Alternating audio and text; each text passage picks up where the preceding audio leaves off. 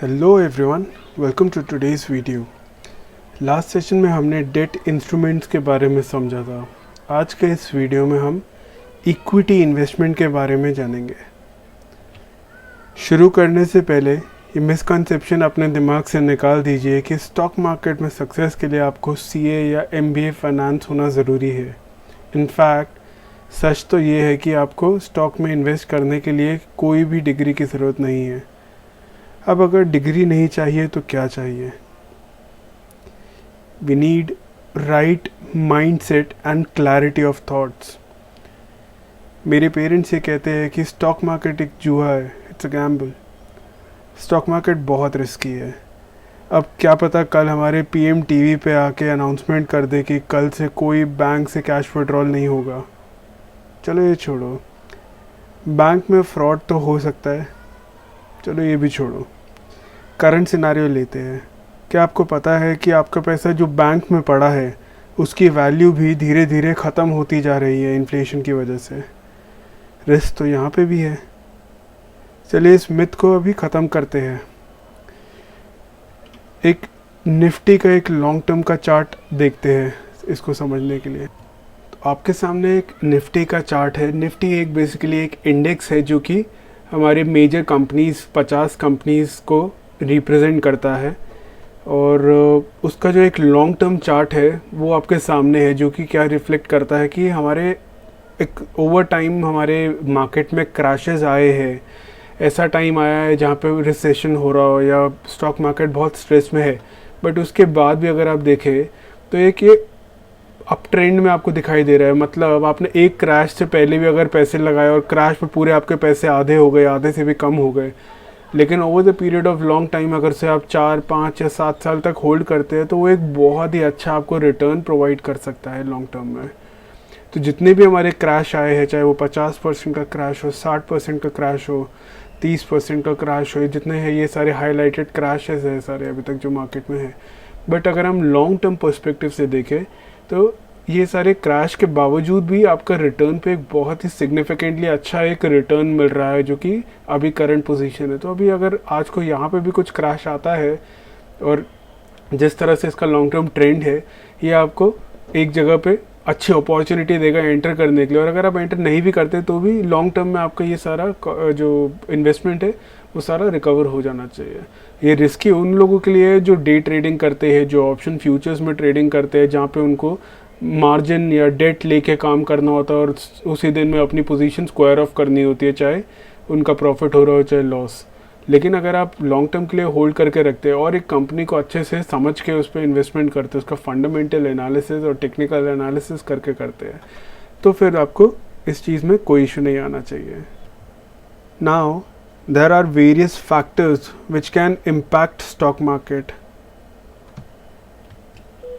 हमारी mother nature in the form of natural disasters और pandemic, या फिर कोई भी गवर्नमेंट पॉलिसीज़ जैसे सेंट्रल बैंक की policies, rate hike, economic conditions, global factors, अब जैसे वॉर हो रहा है रशिया यूक्रेन का, और फेड पॉलिसीज़ और any other sensitive matters like inflation और deflation, high debt, high liquidity.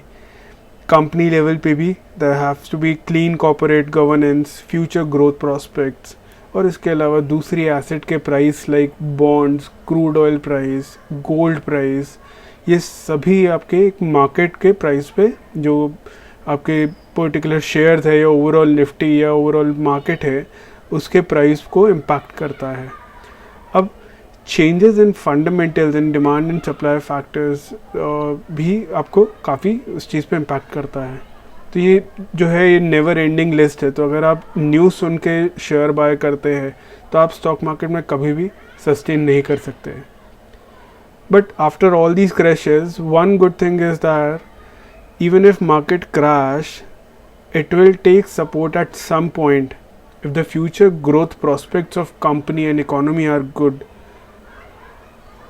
तो अगर आप इंडिया जैसी इकोनॉमी की बात करते हैं और इंडिया की इकोनॉमी जो हमारे निफ्टी और सेंसेक्स है उसके अंदर जो कंपनीज़ है, India is a growing economy जिसने अपने बहुत अच्छे और रिगरस टारगेट सेट किए हैं 2025 के लिए और 2030 के लिए, जिनमें बहुत अच्छा प्रोग्रेस भी हो रहा है।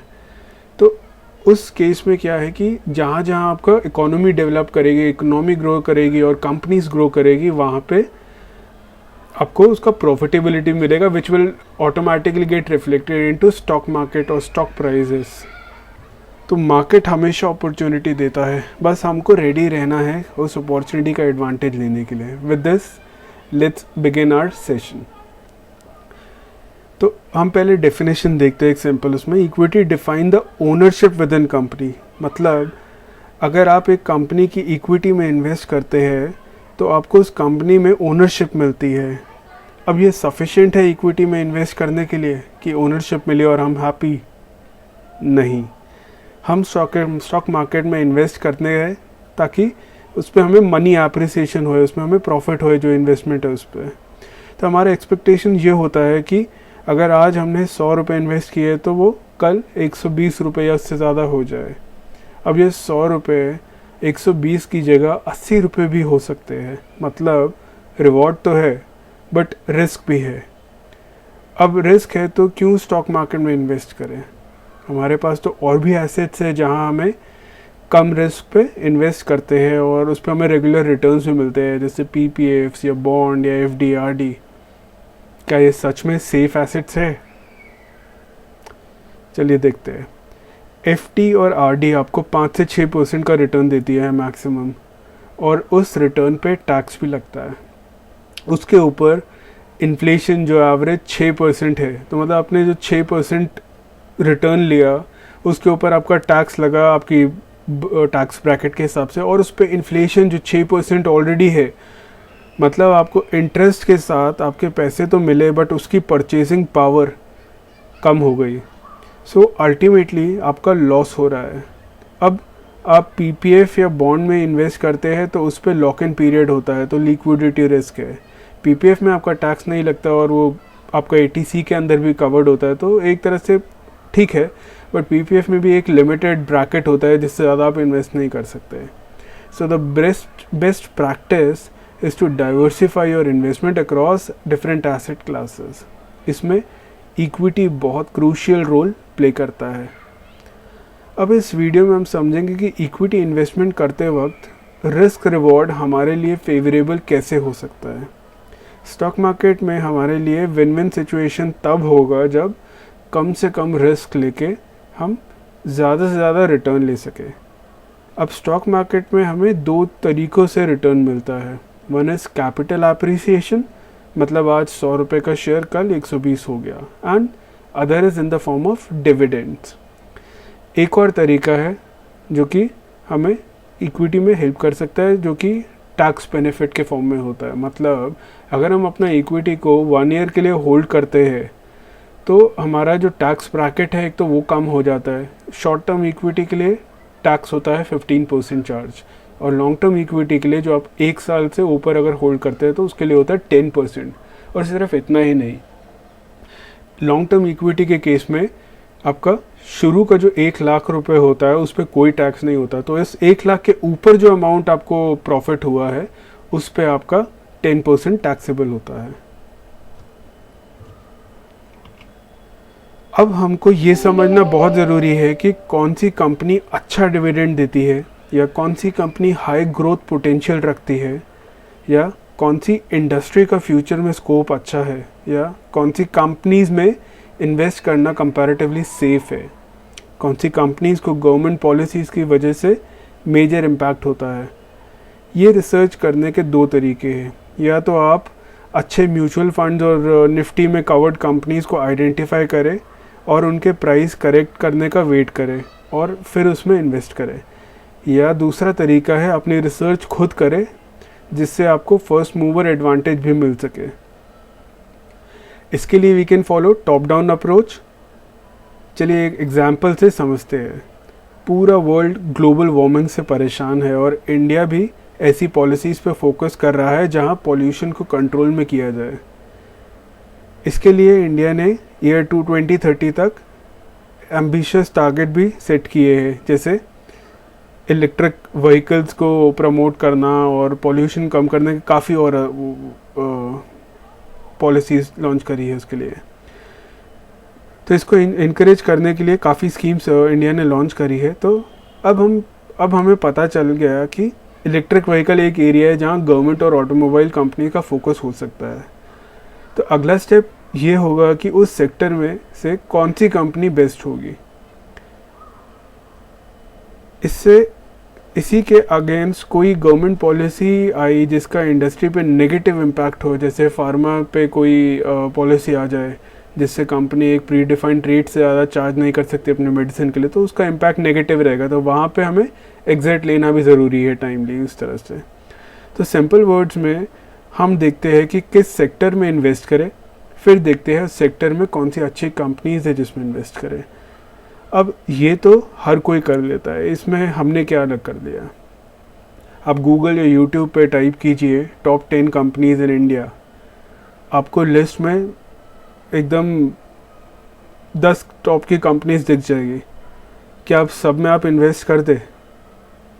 अच्छी कंपनी होना इम्पॉर्टेंट है, बट किस प्राइस पे इन्वेस्ट करना है ये उससे भी ज़्यादा इम्पॉर्टेंट है। तो चलिए हम दो बहुत ही इम्पॉर्टेंट कॉन्सेप्ट समझेंगे आज, एक fundamental analysis and technical analysis. Fundamental analysis में हम कंपनी के बिजनेस को समझते हैं और उसकी फाइनेंशियल स्टेटमेंट्स चेक करते हैं। हम एनालाइज करते हैं कि कौन सी कंपनीज कंसिस्टेंटली परफॉर्म कर रही है, कौन सी कंपनीज अपने कोर बिजनेस में फोकस्ड है, या उस कंपनी ने अच्छी इन्वेस्टमेंट की है जो लॉन्ग रन में उसके लिए प्रॉफिटेबल हो। फंडामेंटल एनालिसिस को डिटेल में कवर करने के लिए हम एक और वीडियो इसी प्लेलिस्ट में ऐड करेंगे। तो इस वीडियो में एकदम हम नहीं करेंगे कवर, बट नेक्स्ट उसका जो अगला हमारा वीडियो होगा वो फंडामेंटल एनालिसिस के लिए होगा, तो उसको देखना ना भूले। अगला कॉन्सेप्ट आता है टेक्निकल एनालिसिस का। टेक्निकल एनालिसिस में हम कंपनीज के प्राइस ट्रेंड को स्टडी करते हैं और वॉल्यूम्स को स्टडी करते हैं। एक बार अच्छी कंपनी आइडेंटिफाई हो जाए फंडामेंटल एनालिसिस के बेस पे, उसके बाद उसके चार्ट पे प्राइस को स्टडी किया जाता है, जिससे पता चलता है कि किस लेवल पे या किस प्राइस पे ये शेयर परचेज करना चाहिए, जहां आपका रिस्क रिवॉर्ड फेवर में हो। इसको भी हम डिटेल में अगले एक अलग वीडियो में कैप्चर करेंगे, क्योंकि ये दोनों ही अपने में एक पूरा का पूरा टॉपिक है।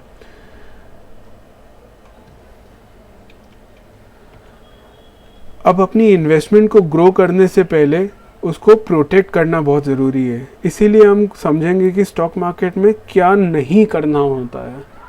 तो स्टॉक मार्केट में सबसे पहले हमें गारंटीड रिटर्न वाली स्कीम्स नहीं देखनी है कि कोई अगर आपको न्यूज़ में या फिर यूट्यूब पे या कहीं पे भी ये कह रहा है कि इसमें तो आपको इतना रिटर्न मिलेगा ही मिलेगा। स्टॉक मार्केट का कोई गारंटी नहीं है। स्टॉक मार्केट में रिस्क ऑब्वियसली होता है, लेकिन उसमें सबसे ज़्यादा प्रॉफिट करने का भी पोटेंशियल सबसे ज़्यादा स्टॉक मार्केट में ही होता है। लेकिन जो आपको गारंटी नहीं, लेकिन आपको जो सबसे ज़्यादा फेवरेबल आपका रिस्क रिवॉर्ड करता है वो आपका एनालिसिस है और आपका होमवर्क है। तो जितना आप अच्छे से फंडामेंटल और टेक्निकल एनालिसिस कंप्लीट करते हैं, उतने ही आपके लॉस होने के चांसेस सबसे कम और प्रॉफिट होने के चांसेस सबसे ज़्यादा हो जाते हैं। दूसरा पॉइंट है अवॉइड पेनी स्टॉक्स। तो जितने भी नए लोग आते हैं मार्केट में, वो सबसे पहले देखते हैं कि मैं कहीं 2 रुपये का, 4 रुपये का, 10 रुपये का स्टॉक पे इन्वेस्ट कर दूं जहाँ मुझे ज़्यादा इन्वेस्ट ना करना पड़े। लेकिन वो 2 रुपये या 10 रुपये का जो स्टॉक होता है वो 0 रुपये में कन्वर्ट होने में ज़्यादा टाइम नहीं लगता उसमें। तो अगर वो इतना ही अच्छा स्टॉक होता और वो अगर आपको 2 का 20 या 2 का 50 करने का पोटेंशियल रखता होता, तो जितने हमारे फाइनेंशियल इंस्टीट्यूशन और जितने हमारे DI और जितने हमारे बड़े बड़े इन्वेस्टर्स है लाइक LIC एक्सेट्रा, वो सारा का सारा फंड अपना उसी के अंदर लगा के बैठ जाते हैं कि हमने तो 2 रुपये के उसमें लगा दिया और सारा का इतना भतेरा हम रिटर्न एंजॉय कर रहे हैं।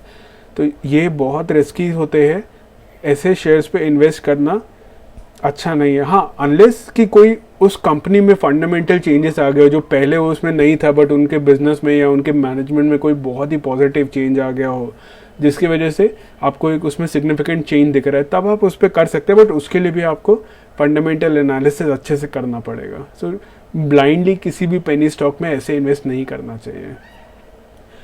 अब डोंट टेक स्टॉक टिप्स, क्योंकि जो बंदा है वो क्या पता अपने प्रॉफिट या अपना उसकी कोई पोजीशंस उसमें हो जिसकी वजह से वो ऐसा कोई गाइडेंस दे रहा हो, या कुछ भी रीज़न हो सकता है। तो नेवर ट्रस्ट स्ट्रेंजर्स एडवाइस। आपको अपना जो होमवर्क है, अपना जो एनालिसिस है, उस पर हमेशा भरोसा करना चाहिए। तो you need to learn first before you start investing. Never look for quick money. आप पिछले 1-1.5 साल में लोगों को थोड़ी बुरी आदत लग गई है कि एकदम भागते भागते मार्केट में, हाँ जहाँ डाला वहाँ से बढ़ के अच्छा खासा रिटर्न मिला। बट अब पिछले कुछ महीनों में वही मार्केट ने एक फुल स्टॉप लगा के करेक्शन दिखाया कि हाँ भाई ऐसा नहीं होता कि मैं एक ही डायरेक्शन में चलती। तो मार्केट को समझना बहुत ज़रूरी है, और ऐसा नहीं है कि आपने डाला तो कल परसों तरसों आपको एकदम से जल्दी से रिटर्न मिल जाएगा। रिटर्न मिलेगा, लेकिन आपको उसका पेशेंस रखना पड़ेगा, और पेशेंस के साथ साथ में आपको अपना पूरा एनालिसिस अच्छे से करके उसमें इन्वेस्टमेंट करना ज़रूरी है। और कुछ डिसिप्लिन होते हैं जो आपको मार्केट में फॉलो करना ज़रूरी है, वो डिसिप्लिन आपको फॉलो करना पड़ेगा। तो एवरीथिंग यू कैन नॉट, जो बोलते हैं कि never place everything into single basket, या don't put all your eggs in one basket. तो उसका मतलब ये है कि आपको अपने जो इन्वेस्टमेंट है उसको अलग अलग सिक्योरिटीज़ में, अलग अलग सेक्टर्स में इन्वेस्ट करना चाहिए, एक ही जगह पे नहीं करना चाहिए। और अगर आप एक शेयर आइडेंटिफाई किए हो तो उस एक शेयर के अंदर भी आपको अलग अलग डिमांड जोन्स पे आपको आइडेंटिफाई करके उनमें एवरेज करना चाहिए, एक ही बार में सारा इन्वेस्टमेंट नहीं करना चाहिए। अब never use margin money, borrowed fund. तो मार्केट चाहे कितना भी तेज़ हो, कभी भी डेट लेके बोरो करके मार्केट में इन्वेस्ट मत करो, क्योंकि मार्केट किसी भी वक्त यू टर्न ले लेगा और आपका सारा पैसा फंस जाएगा। और अगर आपने वो डेट लिया होगा और बोरो करा होगा तो आप उस पैसे को और आप उन सिक्योरिटीज़ को होल्ड भी नहीं कर पाओगे, आपको वो एनीवेज लॉस पे सेल करना पड़ेगा। तो कभी भी बोरो फंड से स्टॉक मार्केट के अंदर काम नहीं होता है। Long term investment should be done using surplus funds only. तो जो आपको day to day funds required है, वो डे टू डे फंड्स को आप कभी भी स्टॉक मार्केट में नहीं डालिए, क्योंकि कल को अगर स्टॉक मार्केट कंसोलिडेशन फेज पे चला जाता है, डाउनवर्ड ट्रेंड में चला जाता है, तो आपका जो सारा पैसा है, आपको कभी उसका काम आएगा तो आप उस पैसे को निकाल लोगे तो आपको वो सारा लॉस में निकालना पड़ेगा। तो जो आपका सरप्लस फंड है, जो आपको अपना रेगुलरली यूज़ नहीं करना है, अपना सारा मेडिकल नीड्स और इमरजेंसी रिक्वायरमेंट्स आइडेंटिफाई करने के बाद जितना भी फंड है, एडिशनल जो फंड है, जो सरप्लस फंड है, सिर्फ उतना इन्वेस्ट करना चाहिए। And this is one very good important point, never do panic buying and panic selling. अब कोई वॉर हो गया, पैंडेमिक हो गया, तो लोग एकदम पैनिक सेलिंग कर देते हैं, या मार्केट एकदम शूट अप होता है, 2-3 दिन एकदम खूब अपर सर्किट लग रहे होते हैं कुछ उसमें, तो लोग वहाँ पे बाइंग करना शुरू कर देते हैं। तो वो सबसे गलत बिहेवियर हो जाता है, क्योंकि यूजुअली ऐसा होता है, और मेरा पास्ट एक्सपीरियंस है, जो जब तक मैंने इतना पढ़ा नहीं था और एक्सपीरियंस नहीं किया था स्टॉक मार्केट में, तो जो भी मैं शेयर को देख के लेता था कि जो बढ़ रहा है, जैसे ही मैं लेता था वो गिरना शुरू कर देता था, और जो गिर रहा होता था, जैसे ही मैं उसे सेल करता था वैसे ही वो बढ़ना शुरू हो जाता था। तो मुझे लगता था कि ये तो मतलब बिल्कुल मेरे अगेंस्ट में है, कि जो मैं करता हूँ उसके अगेंस्ट में डायरेक्शन पकड़ लेता है स्टॉक मार्केट। लेकिन ऐसा नहीं होता है, ये सारे अलग अलग लेवल्स होते हैं, सपोर्ट होते हैं, रेजिस्टेंसेस होते हैं, जिनके हिसाब से स्टॉक मार्केट काम करता है। तो कोई चीज़ बढ़ रही है तो उसका मतलब ये नहीं है कि वो सपोर्ट पे और उसे बाय कर लो, या कोई चीज़ गिर रही है उसका मतलब ये नहीं है कि वो अपने रेजिस्टेंस पे और उसे सेल कर दो। तो ये सारी चीज़ें हमें समझना बहुत ज़रूरी है, और पैनिक बाइंग और पैनिक सेलिंग एकदम से नहीं करना चाहिए कभी भी। और सबसे important factor, follow the news but never consider it for buying और सेलिंग न्यूज़। तो न्यूज़ आपको उतना देखना ज़रूरी है जितना आपको इकोनॉमी में क्या हो रहा है, मार्केट में क्या हो रहा है, कंपनी में क्या हो रहा है, वो जानने के लिए ज़रूरी है। लेकिन न्यूज़ में कौन क्या कह रहा है, या कौन क्या बेच रहा है, कौन क्या बाय कर रहा है, आपको वो नहीं करना है। वो आपको अपने एनालिसिस के बेस पे करना है, क्योंकि आप न्यूज़ के बेस पे करेंगे तो जहाँ पे वो 4 दिन न्यूज़ में चला और आपने बाय किया, वहीं से वो रिवर्स पकड़ लेगा, और उसके बाद आपका सारा इन्वेस्टमेंट फंसा का फंसा रह जाएगा। तो आज के लिए बस इतना ही। हम अगले 2 वीडियोस बहुत ही इंपॉर्टेंट कवर करने वाले हैं, जो फंडामेंटल एनालिसिस और टेक्निकल एनालिसिस पे रहेंगे। तो इनको आप बिल्कुल भी मिस नहीं कीजिएगा। तो अगर आपको आज का वीडियो पसंद आया तो इसको आप लाइक कीजिए और ज़्यादा से ज़्यादा लोगों के साथ शेयर कीजिए। और इससे हमें भी खूब मोटिवेशन मिलता है इस तरह के और वीडियोस बनाने के लिए।